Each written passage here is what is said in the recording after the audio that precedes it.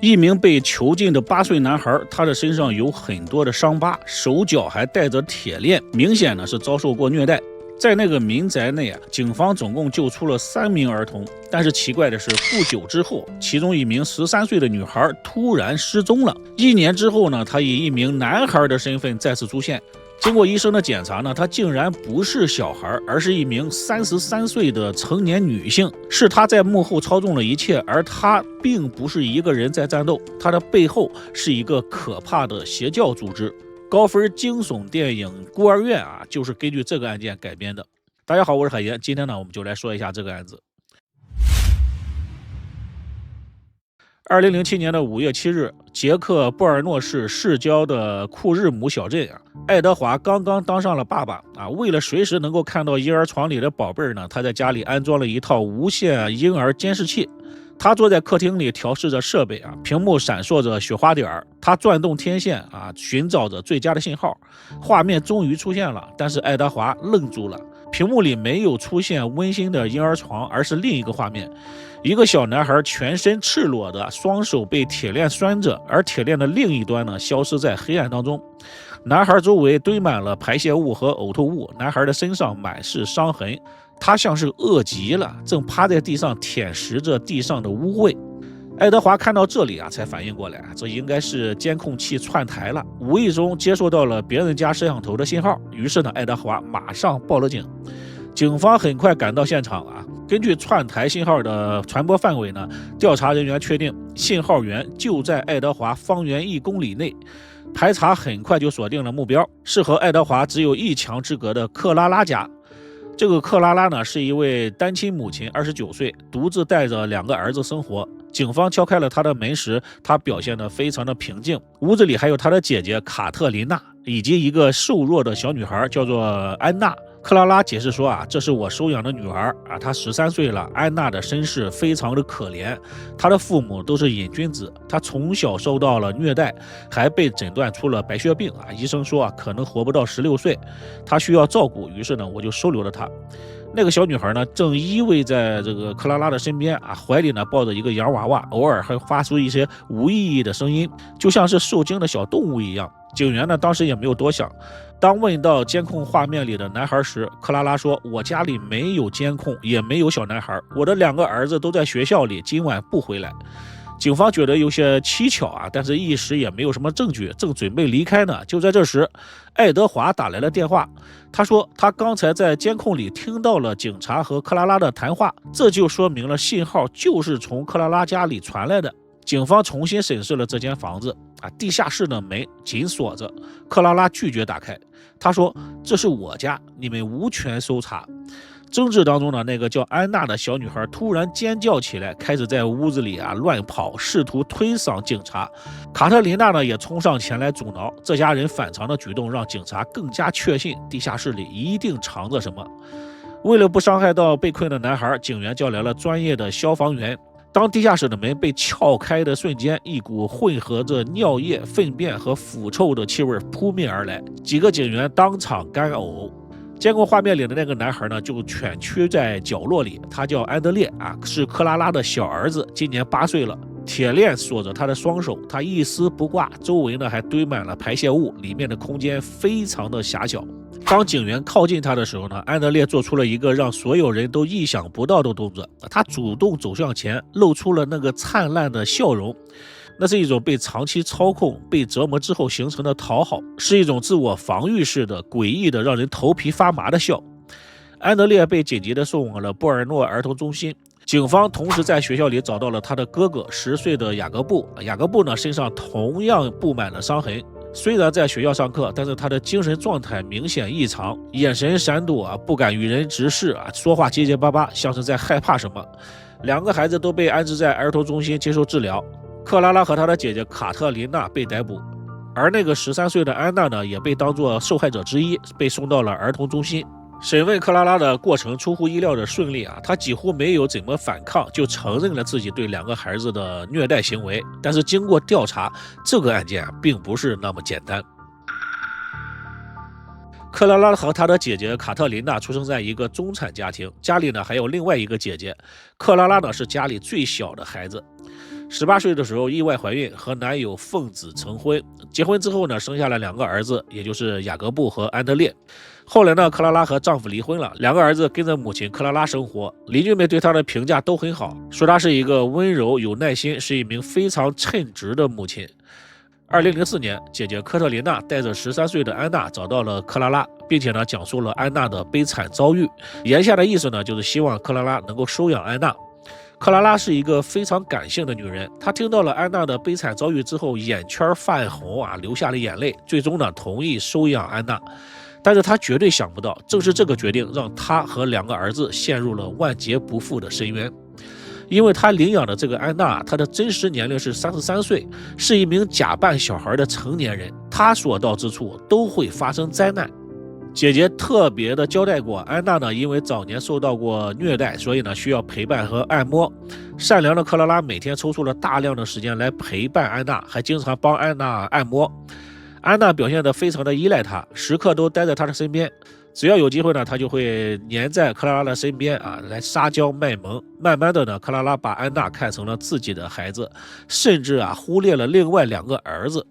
其实呢也很好理解，3个孩子当中呢，善良的大人总是对表现弱小的那一个孩子更加的照顾和优待。不知道什么时候开始呢，家里的摆件和一些日常用品总是被莫名其妙的破坏。问了3个孩子之后呢，都说不知道同时呢，安娜的身上经常出现青一块紫一块的。克拉拉问了安娜多次，安娜呢只是低头不说话。直到有一次母女2个人睡在一张床上的时候，安娜在睡梦当中喊着2个弟弟的名字，脸上都是惊恐。在克拉拉的一再追问之下，安娜终于说出了原因。她说2个弟弟看到妈妈对我好他们就很生气，然后打我，还砸了一些东西。安娜呢一边说，还一边扑进了克拉拉的怀里，好像自己真的受到很大的委屈一样。像类似的这样诬陷2个儿子的事情呢，发生了很多次不论2个儿子怎么解释，而克拉拉呢都是选择相信安娜并且严厉的训斥了2个儿子毕竟2个小孩怎么可能斗得过一个35岁的成年女性呢？一次次的被诬陷，让2个儿子对母亲产生了反感。慢慢的，2个儿子表现得越来越叛逆，不听话，这让克拉拉十分的苦恼他将这件事情呢告诉了自己的姐姐卡特琳娜。姐姐是怎么说的呢？姐姐说这2个男孩应该是恶魔附身了。自己呢正好知道一个地方应该能够解决这个问题。克拉拉呢一直都很信任自己的姐姐是亲姐姐呀。于是呢，姐姐就带着克拉拉来到了一个名字叫蚂蚁行军俱乐部的宗教这是圣杯运动的宗教的一个分支。他们相信，只有让肉体不断的经历痛苦和折磨，灵魂才能得到升华。2个男孩被视为罪恶的容器，需要彻底的净化和改造。刚开始呢，克拉拉还对伤害孩子表现反对但是呢，在教会里的其他教众的反复洗脑之下，克拉拉成为了一名虔诚的信徒，对宗教的宗旨不再怀疑。让母亲去伤害自己的孩子大家不用想也能够知道这是一个邪教组织。我们站在上帝的视角呢，所以很容易能够辨别到这一点但是要知道的是，圣杯运动教会呢，在2021年的时候，信徒就达到了4万人，可以说他们对于洗脑这件事情还是很有一套的。时机成熟之后呢，他们开始对2名男孩开始了净化。他们一边给2个孩子灌输自己有罪的思想，一边呢进行痛苦的改造。他们曾经用皮带、木棍殴打2个孩子的背部，把他们关在柜子里断水断粮。后来呢，还把他们带到郊外的一处秘密小屋里面，关在狗笼子里面，像狗一样在笼子里面吃喝拉撒。更残忍的是，克拉拉还亲手割下了小儿子安德烈臀部的一块肉，然后分给了姐姐卡特琳娜和安娜，还有其他的宗教人员。然后呢，他们就用特殊的方式让那块肉消失了。还有很多太过残忍的情节，这里就不方便说了。2个儿子经过了净化之后呢，克拉拉把他们带回了家里，重新关进了地下室，直到开学的时候，哥哥被警告之后被批准上学，而弟弟因为没有彻底净化，仍然被关在那个暗无天日的地下室里。这场恐怖的操纵直到2005年7月5日被邻居意外发现并且报警。2名男孩被解救出来的时候呢，他的身上有很多伤有刀伤，有勒痕，烟头的烫伤，严重的肌肉萎缩，呼吸道感染，关节僵硬等等等等很多的伤。很难相信这2个小男孩经历了多少痛苦的折磨。由于长期的遭受虐待，他们的精神也受到了很大的刺激啊，他们的眼神呆滞，看到人就会露出恐惧的表情，而且非常听话。换句话说呢，就是不敢有任何的反抗。被解救出来之后啊，在布尔诺儿童中心，经过专业医生的心理辅导，2名男孩才慢慢的稳定下来情绪啊，愿意开口说话了。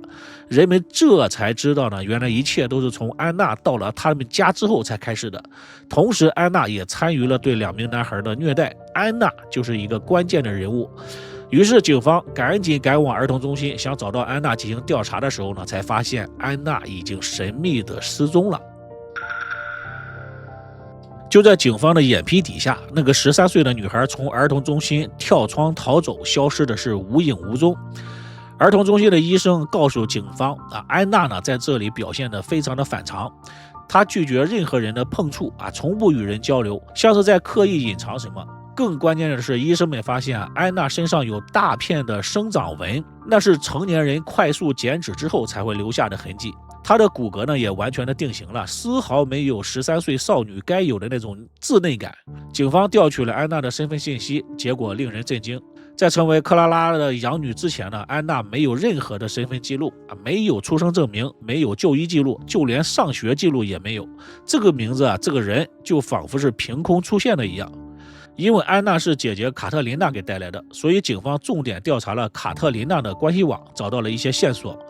卡特琳娜的一位前同事提到卡特琳娜曾经和一个叫芭芭拉的女人关系非常的密切，2个人是大学的校友，还一起合租过公寓。但是呢，在2005年上半年，芭芭拉突然暴瘦，然后就辞职消失了。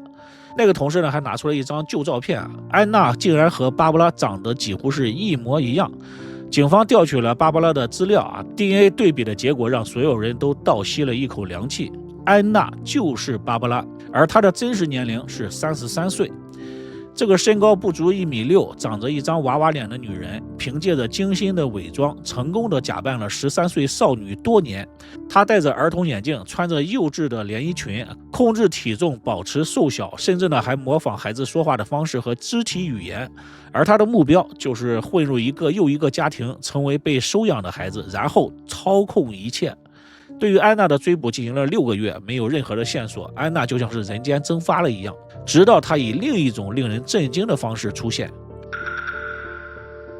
一名13岁的男孩，名字叫亚当他是捷克剧作家马丁的儿子，后来呢跟随父亲来到了挪威。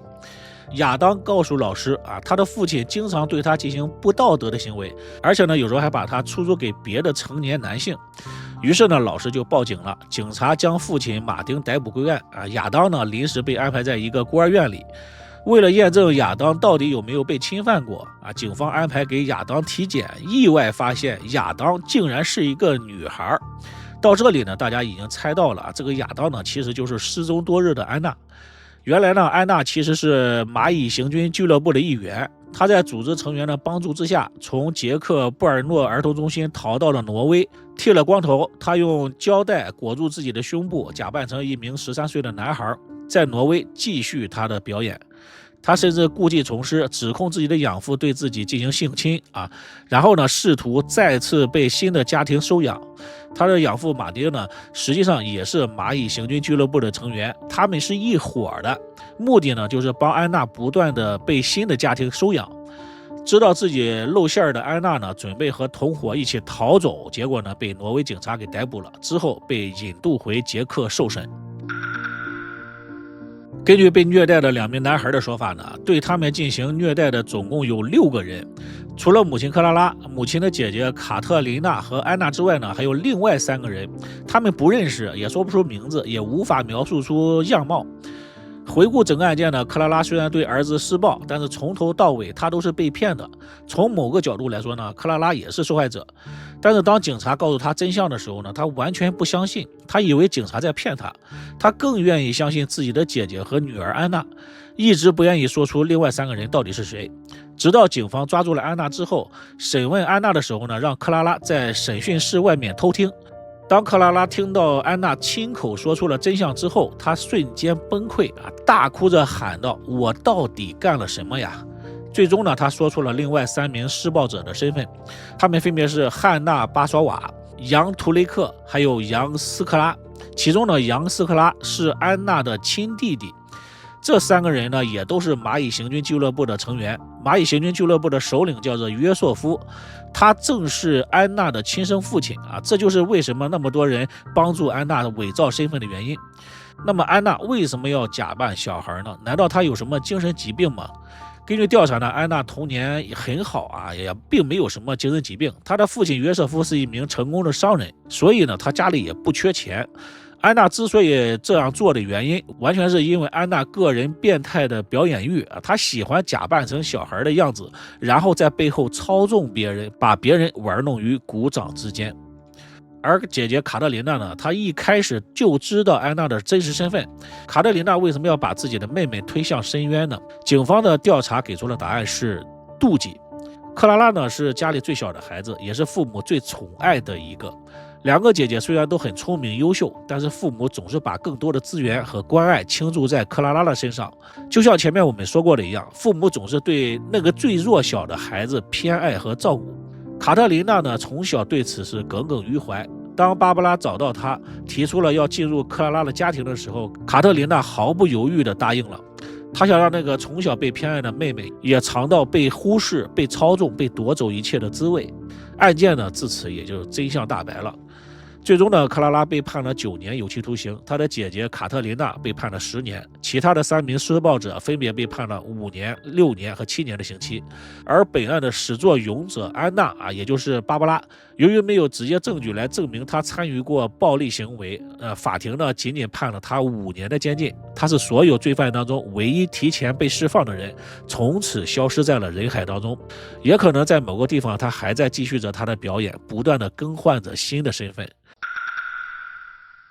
这个故事告诉我们，善良从来都不是错的，但是善良如果没有理性的铠甲的话，就很容易被刺穿。最可怕的魔鬼从来不会长着狰狞的面孔，他可能是一张孩子的脸，用最无辜的眼神看着你走向他设下的深渊。好了，今天的故事就讲到这里了，我是海岩。如果喜欢我的节目，希望点赞关注，咱们下期再见。